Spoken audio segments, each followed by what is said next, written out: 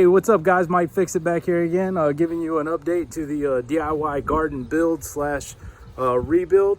This is kind of just going to show you where my vegetables are at. They're about 1 month in, and most of them look to be doing good. I got one that's not doing so well that you'll see in the video, so here you go. All right, so I got my some cherry tomatoes growing over there. They look like they're going to do okay. I got some basil, some oregano, some other type of thyme, I think, and then this is a beefsteak tomato that's doing all right. I got one beefsteak tomato back there that's still struggling to hold on, but bugs got a hold of him.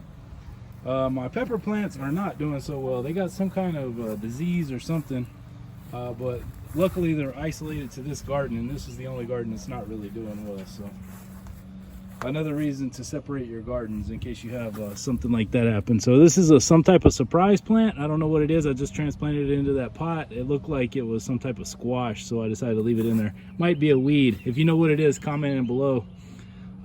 There's some more sage, and there's another Arkansas variety of tomato, which is doing pretty good. And my cucumber vine is doing very well. So it's still climbing, and I kind of help it attach itself to the screen there. So maybe we'll get it going all the way up the fence, and we'll see what happens.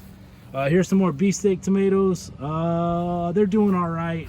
Looks like some bugs are getting them a little bit, but I am using some organic insecticidal soap. Don't ask me what brand it is. I got it from Walmart, and it seems to keep the bugs and mites away. So that's what I'm using for that. These are some really good tomatoes that I got growing here. Some type of Arkansas variety, Arkansas something, I can't remember what the name of it was, but I got it from my local nursery, and they seem to be doing very well. So